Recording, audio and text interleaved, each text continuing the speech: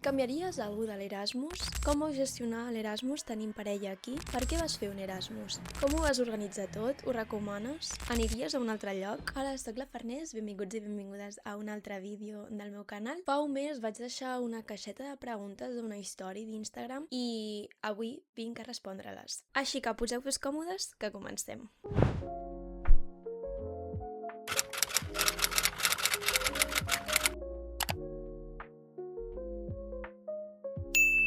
Primer de tot, moltíssimes gràcies perquè em vau fer bastantes preguntes, això és que esteu bastant interessats i interessades. Les he ordenat perquè el vídeo sigui una mica més estructurat i organitzat, així que aquest vídeo es divideix en 4 parts. La primera és introducció, la segona és preparació, tot el tema abans de l'Erasmus, la tercera és experiència personal i la última és com valoració. Sense més romanços, la primera pregunta és de la Violeta i la Júlia, que em pregunten què és l'Erasmus. Doncs bé, l'Erasmus és un programa que és impulsat per la Unió Europea d'estudiar a un país estranger. Generalment universitaris, després hi ha altres projectes dins d'aquest projecte d'Erasmus on també participen escoles i em sembla que també participen formacions professionals, però en general el que es coneix com a Erasmus així popularment és l'universitari, el qual consisteix en anar a estudiar a una altra universitat d'algun país europeu. Ara mateix, quan diem Erasmus, és tant anar a estudiar a un país europeu com qui va a fer un exchange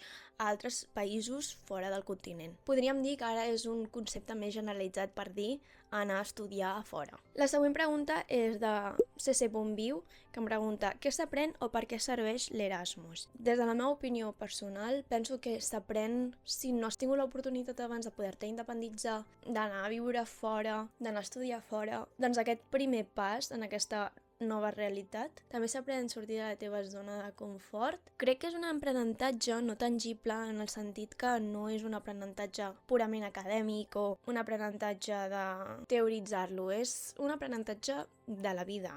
Creixes, madures, en certa manera. Al final també diuen en general quan la gent s'independitza, la gent té unes noves experiències on s'ha d'afrontar una realitat diferent, que aprèn. Doncs crec que l'Erasmus fa aquest efecte. Principalment serveix pel que he dit i també doncs, per conèixer a nova gent, ja sigui del teu mateix país com gent internacional.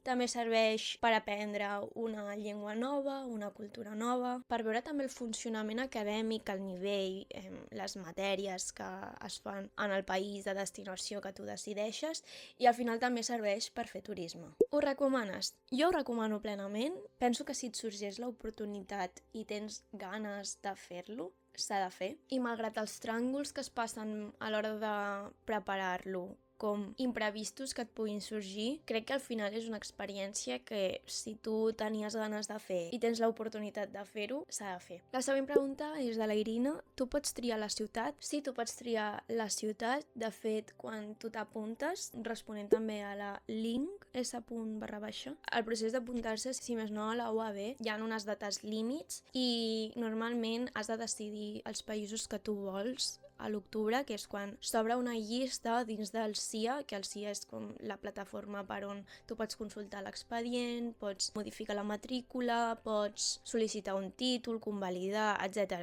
És bàsicament el lloc on tu veus la teva matrícula. El portal on tu pots fer aquest tipus de burocràcia. També s'obre una opció d'intercanvis i allà s'obre un desplegable on tu pots escollir la destinació, llavors poses com preferències que després doncs, s'adjudiquen segons plaça i segons la teva nota. Pots posar fins a 8 destinacions. Després recordo també que has de fer una carta de presentació i una carta de motivació, és a dir, per què vols anar al país que tu has triat o als països que tu has triat. Llavors tu raones per què l'ordre i també raones per què vols anar doncs, a la primera opció que tu tens. Llavors després has d'esperar que et donin el resultat, que normalment te'l donen com cap al febrer, que a mi, si no recordo malament, me'l van donar com cap a febrer, 100% després de Nadal. La Isa pregunta, a quin curs l'has fet i què estudies? Estudio comunicació audiovisual i l'he fet a tercer de carrera, concretament al segon semestre. Què es necessita per fer un Erasmus? Pregunta l'Abril. Es necessita tenir mínim 60 crèdits aprovats, és a dir, si tu el vols fer a tercer de carrera,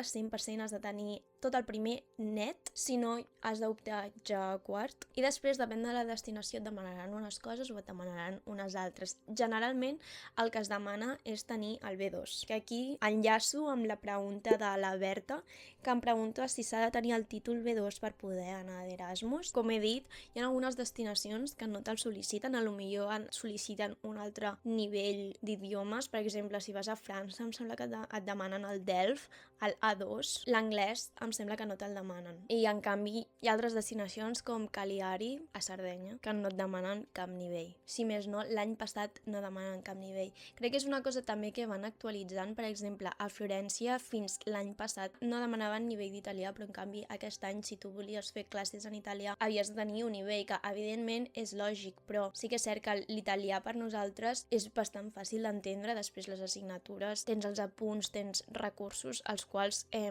podries fer perfectament l'assignatura sense el nivell d'italià i que te'l pots treure allà. Si un cas pots anar a fer un curs, de fet allà a Itàlia és gratis, fer un primer curs d'italià a la Unifi, si més no.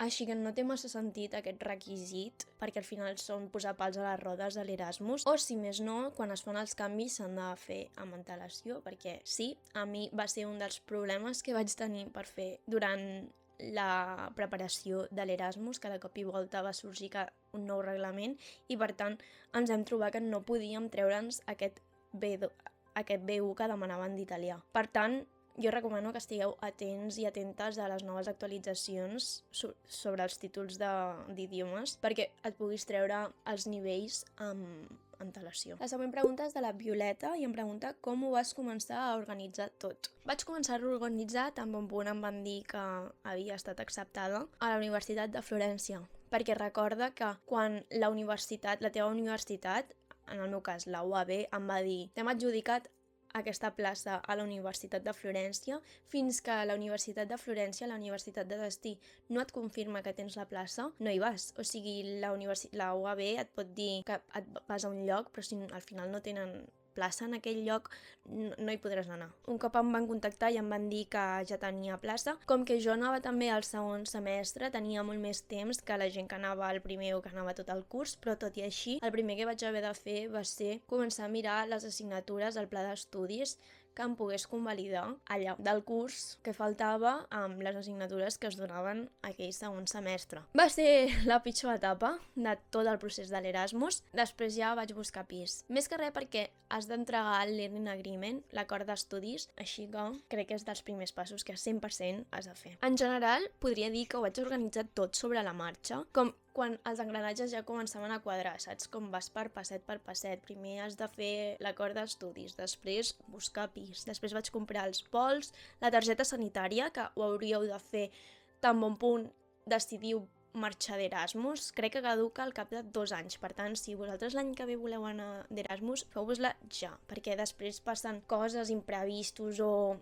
no la pots sol·licitar online, que en teoria no hauries de tenir problema sol·licitant-la online, però per si de cas, si de cop i volta veus que no ho pots, doncs tenir temps per poder anar a casa a reservar cita abans. Com és tan moguda, més val fer-ho amb temps. També t'has d'informar quin temps fa allà, què necessites d'abric o què necessites en general de roba, per també anar plantejant-te què t'emportaràs de la maleta. En el meu cas no necessitava cap visa ni res, perquè com que és de la Unió Europea, amb el DNI ja vas bé, així que en aquest cas no vaig haver de sol·licitar res més de burocràcia i crec que això seria tot d'organització. La següent pregunta la fa la Tanit i em pregunta com vas elegir anar a Florència? Jo tinc dubtes entre Marsella i Roma. Vaig escollir Florència perquè volia Florència, no hi havia cap altra opció. De fet, tant és així que després de posar Florència a la llista de les 8 destinacions, les quals només vaig omplir 5 o 6, la següent era Melbourne, a Austràlia.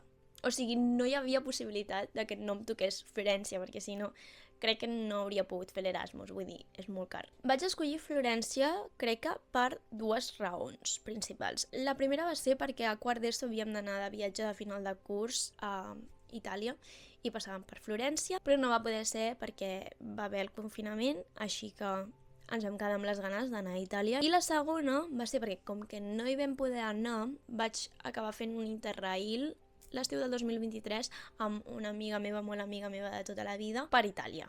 només per Itàlia. 100% em vaig enamorar de Florència, vaig pensar, aquesta és la ciutat de destí, sí o sí, l'he d'anar a fer allà. No vaig preguntar-me res més, no vaig plantejar-me ni a Amsterdam, no em vaig plantejar ni Noruega, ni Finlàndia, simplement volia anar a Florència. Així que va ser, m'atreveixo a dir que és l'única decisió que he pres sense dubte. I això que sempre em penso molt les coses, però tenia superclar que havia de ser Florència. Així que ho vaig decidir d'aquesta manera. Sí que et diria que si no és el teu cas, que ho tinguis superclar perquè era un fletxazo i ho tinguis 100% en ment de que has d'anar a viure allà durant una temporada d'Erasmus en una ciutat, et diria que pots valorar diferents coses com 1. El clima, 2.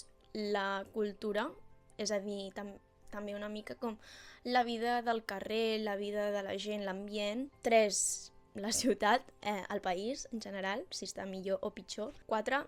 Economia, si és un país molt car o és un país on pots viure bastant bé, si és un país on els lloguers valen un ull de la cara o si tu pots permetre, si hi ha residència. Aquestes coses serien les que contemplaria si hagués d'escollir un altre cop per anar a fer un Erasmus. La següent pregunta és de la Laia, que em pregunta on em vaig allotjar. Em vaig allotjar en un pis perquè a Florència les residències són caríssimes, no les posa a la universitat, així que vam haver de buscar, que de fet us vaig fer un vídeo de com trobar allotjament a l'Erasmus, us el deixo per aquí, que va acabar sent un pis moníssim. La següent pregunta és quines assignatures vas fer a Itàlia? Estaves molta estona fent-les en el teu dia a dia? Les pregunta la Nela_Ro i les assignatures que vaig fer a Itàlia va ser Multimodal Discourse, Llengua Anglesa i Emotions and Social Change. Són assignatures que les havia de fer sí o sí en anglès, perquè com que no tenia el títol d'italià només podíem optar per al catàleg de Courses Held in English. Llavors doncs vam escollir aquestes. La de llengua anglesa, té gràcia la cosa, es feia en italià, però com que era llengua anglesa, me la van deixar agafar. No era llengua anglesa rotllo institut, era llengua anglesa aplicada a les ciències polítiques. Llavors va acabar sent molt xula perquè vam com analitzar textos i analitzar des d'un punt, multimodal, dels discurs polítics, com Trump, el comiat d'en Joe Biden. Va estar divertit. Vaig aprendre coses que, la veritat, m'agraden. També perquè, com al final estic estudiant comunicació, vulguis o no, al final també estava com tot molt entrellaçat i penso que al final també m'ha donat un coneixement que no he fet a cap de les assignatures, que crec que és essencial, de fet, perquè és la base de la comunicació audiovisual, que és la comunicació, saps? Com comunicar els missatges i per què ens afecten d'una manera o d'una altra els textos. Realment no sé per què vaig agafar Emotions and Social Change, però va donar la casualitat que la majoria de les noies de la UAB que fèiem l'Erasmus a Florència la vam agafar, així que ens trobàvem en aquella classe, i després teníem Multimodal Discourse, la qual vaig haver de faltar perquè es solapava amb Emotions, però el que passa és que era la mateixa professora que la de llengua anglesa, així que va estar prou bé. En el meu cas les vaig haver de convalidar per optatives i per tant jo aquest quart de carrera he de fer les assignatures obligatòries de tercer que no vaig poder fer mentre estava d'Erasmus, que són les del segon semestre i les anuals. Dels 5 dies tenia 3 dies ocupats amb les assignatures matí i tarda. El bo és que estaven concentrats i coincidien amb els mateixos dies, així que la veritat que tenia un horari molt ben muntat. La Nela mateix pregunta, anava més gent amb tu de la teva uni, justament de la mateixa facultat, però que no ens havíem vist mai. Ens vam conèixer allà, que era lo típic al principi quan coneixes algú que sempre és quina carrera estudies, i ens van dir comunicacions de les organitzacions i comunicació, que bàsicament és la nostra facultat, la facultat de comunicació de la UAB, i resulta que sí, que totes anàvem allà a la UAB, a la facultat, però no ens havíem vist mai. Continuant amb el tema de les amistats, la Marina pregunta, has fet noves amistats? D'on són? També venien d'Erasmus? Trobem a faltar el podcast. Primer de tot, les preguntes. Sí, he fet noves amistats, són de diferents parts de Catalunya, totes anem a la UAB, i després tinc les altres dues amistats, que una és de Viena i l'altra és de Nací, que vaig fer aquestes amistats perquè a llengua anglesa era l'única que feia llengua anglesa de totes les catalanes i en general de tot el món espanyol, així que em vaig haver de buscar la vida, em vaig fer amiga de la francesa i després la francesa tenia doncs aquesta amiga que era de Viena i ens vam fer amigues.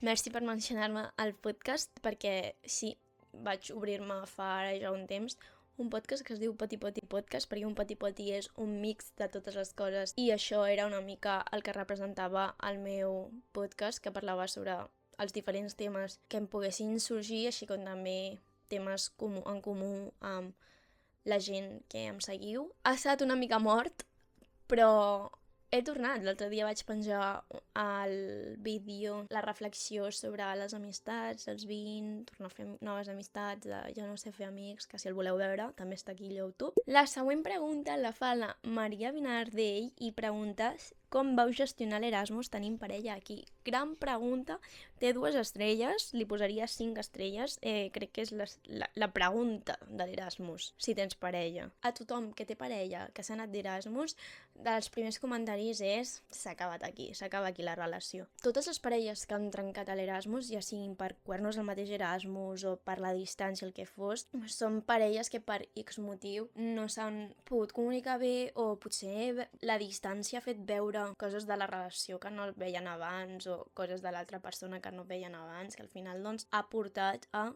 tallar, a acabar la relació.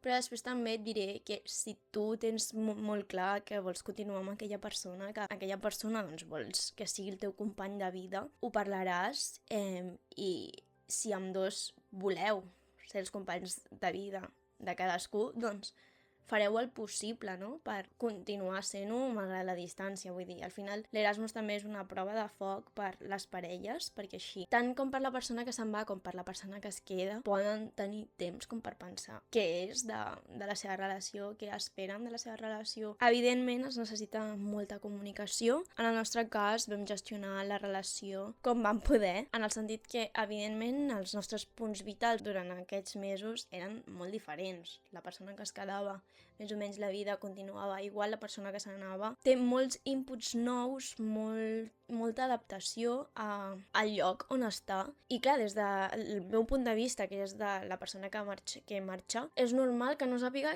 què farà la mateixa tarda. Llavors, si de normal, no sé, trucàveu cada dia a una hora determinada o havíeu pensat abans de la relació que faríeu alguna cita online, tal, i després per X motius no acaba sent com havíeu planejat, crec que en comptes de com frustrar-se i com sentir-se malament, trista o que no acaba de quadrar com ho havíeu planejat, sinó buscar una nova manera d'adaptar la relació a la distància i comunicar-ho sempre amb respecte i amb el sentiment de que es vol fer funcionar allò. I després, evidentment, parlar tot el que molesta, parlar fins que solucioni. I després també et diré que hi ha moments que potser no us acabeu d'entendre, que dius, si no us enteneu i tal, doncs de dir, vale, refredem una mica la conversa, després la reprenem, veiem si podem solucionar-ho d'alguna altra manera. L'Anela pregunta, durant els 5 mesos tenies dies per tornar a casa? Pots tornar quan vulguis, si vols passar alguns dies a casa teva. M'ha passat que moltes m'heu preguntat coses com si fos un intercanvi com de l'ESO, per exemple, que vas amb una família d'acollida d'on sigui, que no és així. O sigui, un Erasmus és anar a viure a l'estranger, però tu sola, no amb una família, perquè ja ets adulta. Així que sí, tens llibertat de fer el que vulguis, ets responsable teva, simplement no hi ha ningú a càrrec teu. Jo vaig tornar 2 cops, hi ha gent que no ha tornat cap cop, altra gent que ha hagut de tornar més. La majoria de gent per això intenta no tornar, perquè al final com són tants pocs mesos, intentes com aprofitar al màxim i després també com, no sé si us passa a vosaltres, però jo quan anava de colònies amb Rosa dels Vents a l'estiu, hi havia un dia que et deixaven trucar a casa i jo m'enyorava moltíssim. Llavors, amb l'Erasmus passa una mica el mateix si tornes a casa, entremig, és com dissocies molt més de lo que pots dissociar havent marxat, perquè veus com que tot segueix igual, però a la vegada no.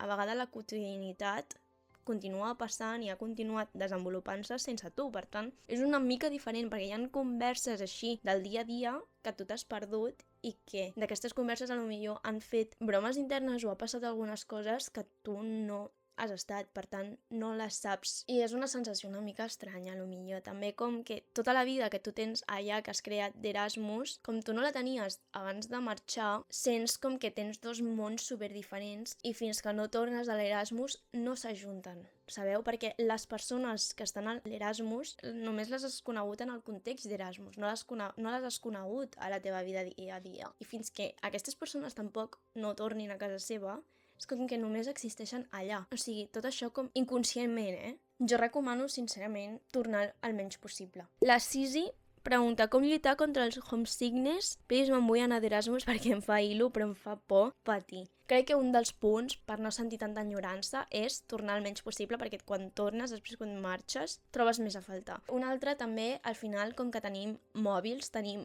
ordinadors, tenim una tecnologia que ens permet estar en contacte immediatament i constantment amb les persones amb qui tu vols estar en contacte. Llavors, això també facilita molt perquè estàs a un missatge, saps, de les teves persones que s'han quedat a casa. Crec que és inevitable evitar lo inevitable. Llavors hi haurà moments que sí que et trobaràs a faltar, que t'enyoraràs, que estaràs més sensible del normal, però en general després com tens tantes coses a fer i tens una vida que saps que no tornaràs a viure probablement, doncs te n'oblides.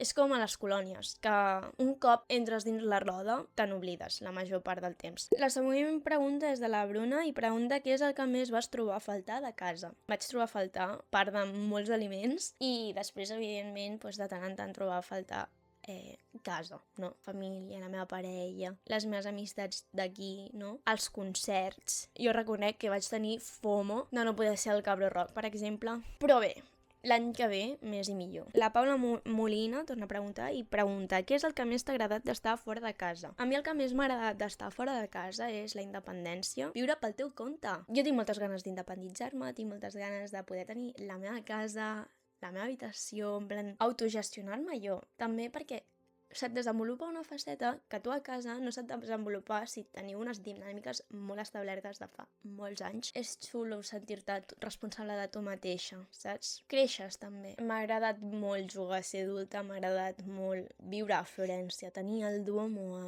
15 minuts de casa, baixar al riu Arno, veure tot el passeig que hi ha, els ponts que hi ha.